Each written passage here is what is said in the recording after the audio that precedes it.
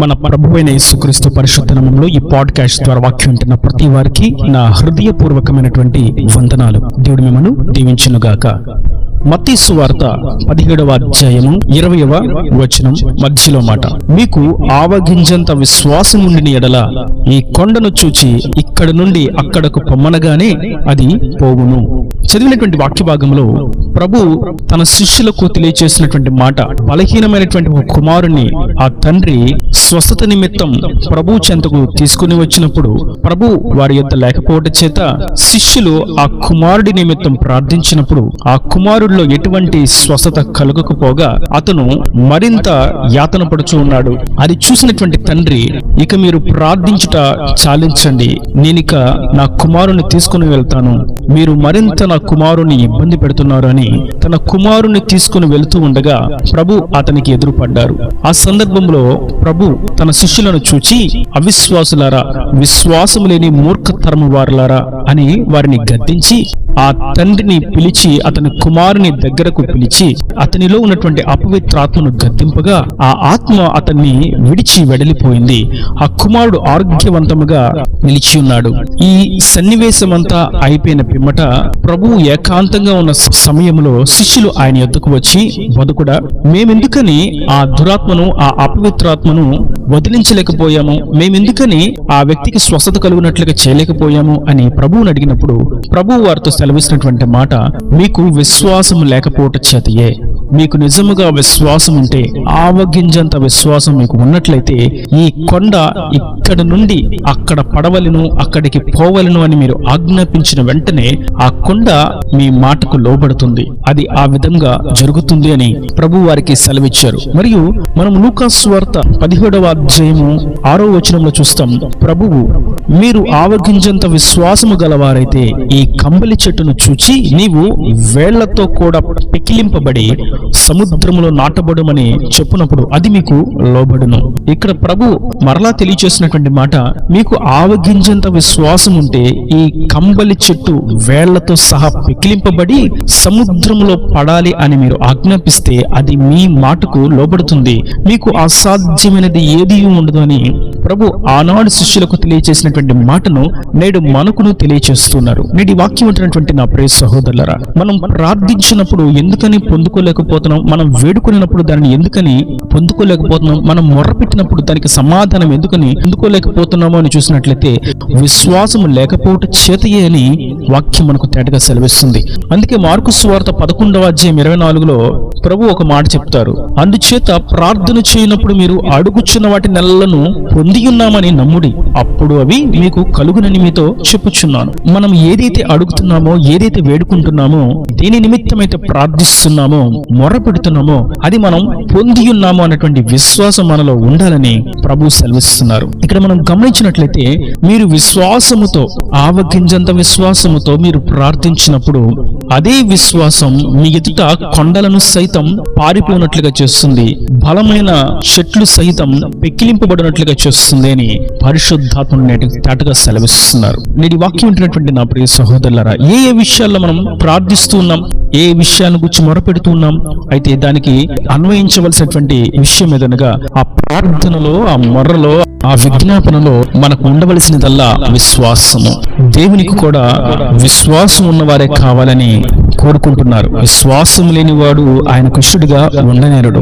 ఎవరైనాను ఆయన యొద్దకు వచ్చినప్పుడు, ఆయన నామంలో ప్రార్థిస్తున్నప్పుడు, ఆయన సన్నిధికి చేరినప్పుడు, ఆయన సన్నిధిలో మోకరించినప్పుడు, ఆయన సహాయం కొరకు అర్థించినప్పుడు విశ్వసించవలసినటువంటి విషయం ఏదనగా తండ్రి వారు అడిగిన ప్రతి ప్రార్థనకు సమాధానం ఇస్తారు, జవాబిస్తారు అన్న సంగతిని గుర్తించి ఆయన ప్రతిఫలం ఇస్తాడన్నటువంటి విశ్వాసం కలిగి ఉండాలని ప్రభు తేటగా సెలవిస్తున్నారు. ఇక్కడ మనం గుర్తించవలసినటువంటి మరొక పక్షం ఎదురుగా, మనం విశ్వాసంతో ప్రార్థించినప్పుడు కొండ సైతం పారిపోతుంది, కొండ సైతం కదిలించబడుతుంది అని. ఇంతకీ ఆ కొండ ఏమై ఉన్నది, ఆ చెట్టు దేనికి సాదృశ్యంగా ఉన్నది అని చూసినట్లయితే జెరుబ్బాబెలు మనకు గుర్తు వస్తాడు. జకర్యా గ్రంథంలో మనం చూస్తాం, జెరుబ్బాబెలు అనేటువంటి దేవుని సేవకుడు పయనిస్తూ ఉండగా ఒక గొప్ప పర్వతం, ఒక పెద్ద కొండ ఆయనకు అడ్డుగా నిలబడింది.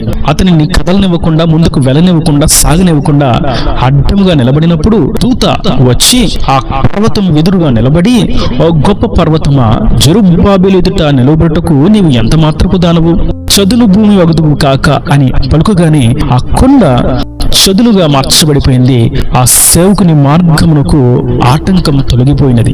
మనకు ఈ కొండ అనేది మన ఆత్మీయ యాత్రలో అడ్డంగా నిలబడేటువంటి సమస్యలు, శోధనలు, అపవాది తంత్రాలు, అగ్ని బాణాలు, శరీర రుగ్మతలు, ఆత్మ సంబంధమైనటువంటి వ్యతలు, కన్నీరు, యుద్ధాలు, లేమి, ఆర్థిక ఇబ్బందులు, అప్పుల సమస్యలు, కుటుంబ సమస్యలు, అనైక్యత, అసమాధానం, నష్టాలు, అజ్ఞానము, అవివేకము, అనాలోచనలు, సోమరితనము, నిద్రాశక్తి, అనుభూతితనము, ముసలమ ముచ్చట్లు, వ్యర్థమైనటువంటి మాటలు, అబద్ధాలు, సరస్సోక్తులు, దొంగతనములు, వ్యభిచారము, ఇలా రకరకాలైనటువంటి పాపపు క్రియలు మనం ముందుకు వెళ్లకుండా దేవుడు నిర్ణయించినటువంటి ఆశీర్వాదాన్ని, దేవుడు నియమించినటువంటి మనం పొందుకొనకుండా అడ్డముగా నిలబడుతున్నవి. ఆ చెట్టు తన వేళ్లతో ఆత్మీయుని బంధించి వేస్తున్నది. ఆ కొండ ఆత్మీయ యాత్రలో అడ్డంగా ఏమాత్రము కదలనివ్వకుండా నిలిపివేస్తున్నది.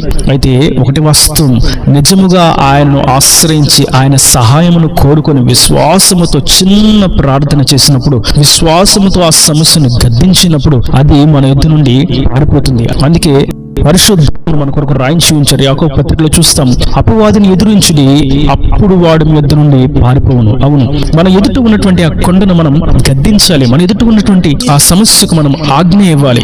ఏ శోధన అయితే, ఏ శ్రమ అయితే మనలను నిలువనివ్వకుండా, ముందుకు సాగనివ్వకుండా, మన కొరకు దేవుడు నిర్ణయించినటువంటి ఆ యొక్క శ్రేష్టమైనటువంటి ఈవులను పొందుకొనివ్వకుండా అడ్డంగా నిలబడుతూ ఉన్నదో, మన పాదములను బంధించి వేస్తున్నదో, వాటిని మనం గద్దించవలసిన వారమై ఉన్నాము. వాటికి మనం ఆజ్ఞాపించవలసిన వారమై ఉన్నాము. నేటి వాక్యం వింటున్నటువంటి నా ప్రియ సహోదరులారా, మన ప్రార్థనలో దేవుని సన్నిధిని అనుభవింపవలసిన వారమై ఉన్నాము. ఆయన ఉన్నాడు, ఆయన నిశ్చయంగా నా ప్రార్థన ఆలకిస్తున్నాడు, ఈ ప్రార్థనకు జవాబిస్తాడు, ప్రతిఫలం ఇస్తాడు, సమాధానం ఇస్తాడు, కార్యములు చేస్తాడు అని ఒక గొప్ప విశ్వాసం కలిగి ఉండవలసిన వారమై ఉన్నాము. మరొక విషయాన్ని మనం చూసినట్లయితే, ఆ సమస్యను, ఆ శోధనలను, అపవాది క్రియలను, అపవాది తంత్రములను మనం మౌనముగా వహించక, సహించక, వాటిని గద్దించి, వాటిని పారద్రోలవలసిన వారమై ఉన్నాము. వాటి విషయమై మనం ఆజ్ఞాపింపవలసిన వారమై ఉన్నాము. మరియు ప్రాముఖ్యమైనటువంటి విషయాన్ని మనం గమనించినట్లయితే, మీరు కొండను ఇక్కడ నుండి ఇక్కడికి వెళ్ళుము అని చెప్పగా అది అక్కడికి పోవును, మరియు ఈ చెట్టు వేలతో సహా పెకిలింపబడి సముద్రంలో పడవేయబడును గాక అనగానే అది సముద్రంలో పడును. ఇక్కడ మనం గుర్తించవలసినటువంటి ఒక శ్రేష్టమైనటువంటి పాఠ్యం ఏదనగా, మనము ఆజ్ఞాపించేటువంటి, మనం ప్రార్థించేటువంటి, మనం విన్నవించేటువంటి విషయములలో స్పష్టత ఉండాలి. ఈ కొండ ఇక్కడ నుండి వెళ్ళాలి అన్నప్పుడు ఎక్కడికి వెళ్ళాలో దానికి మనం చెప్పాలి. మరియు ఈ చెట్టు ఇక్కడ నుండి పెకిలింపబడి ఎక్కడికి వెళ్ళాలో చెప్పాలి. అందుకే ప్రభు సేనా దయ్యం పట్టినటువంటి వ్యక్తి వద్దకు వెళ్ళినప్పుడు ఆ దయ్యాన్ని పారద్రోలేటువంటి సందర్భంలో అవి ప్రభువును కోరుకుంటాయి. సర్వోన్నతుడైనటువంటి దేవుని కుమారుడా, మమ్మను దయచేసి కాల్చుకు, మేము ఆ పందుల్లోకి వెళ్ళినట్లుగా ఆజ్ఞేయము అని వేడుకుంటాయి. ఆ సందర్భంలో ప్రభు వాటికి ఆజ్ఞాపిస్తాడు.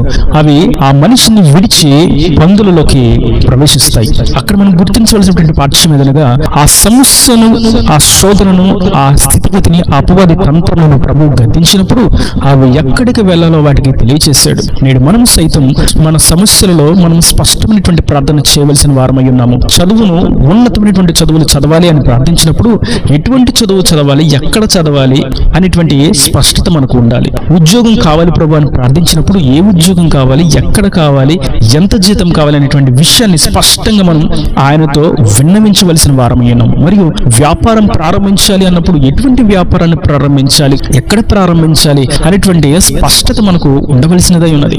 సేవ చేయాలని ఆశించినప్పుడు ఆ సేవ ఎలా చేయాలి, ఎక్కడ చేయాలి, ఎక్కడ నేర్చుకోవాలి, బైబిల్ అధ్యయనం ఎక్కడ నేను పఠించాలి అనేటువంటి విషయాన్ని స్పష్టంగా మనం ప్రార్థించవలసిన వారమై ఉన్నాము. ఇలా ప్రతి విషయంలో కూడా మనం స్పష్టమైనటువంటి ప్రార్థన చేయవలసిన వారమై ఉన్నాము. అపవాది యొక్క తంత్రములను గద్దించినప్పుడు ఇక్కడ నుండి ఎక్కడి నుండి వచ్చావో అక్కడికి వెళ్ళిపోము అని మనం ఆజ్ఞాపింపవలసిన వారమై ఉన్నాము. ఆ శోధనలను మనము అనుమతించక ఇవి ఎక్కడి నుండి వచ్చినాయో ఆ చీకటి అపవాది వద్దకు తిరిగిపోవునుగా కానీ మనం ఆ అపవాది తంత్రములను, చీకటి శక్తులను గద్దింపవలసిన వారమై ఉన్నాము. కనుక నేటి వాక్యం ఉంటున్నటువంటి నా ప్రియ సహోదరులారా, మన ప్రార్థనలో విశ్వాసము మరియు స్పష్టత, నమ్మకము ఉండవలసినది ఉన్నది. కనుక అట్టి విధంగా మనం ప్రార్థనలో వీటిని కలిగి ముందుకు సాగిపోవడం, దేవుని చేత సమాధానమును పొందుకుందాం, దైవాశీర్వాదాలను పొందుకుందాం, దేవుని రాజ్యానికి వారసులుగా మార్చబడదాం. ఈ దేవుని మాటల ప్రతి వాని హృదయం నీటికట్టి ఫలింపు చేయను గాక. ఆమేన్. God bless you. తలల వంచి కన్నులు మూసినట్లయితే మీ కొరకు చిన్న ప్రార్థన.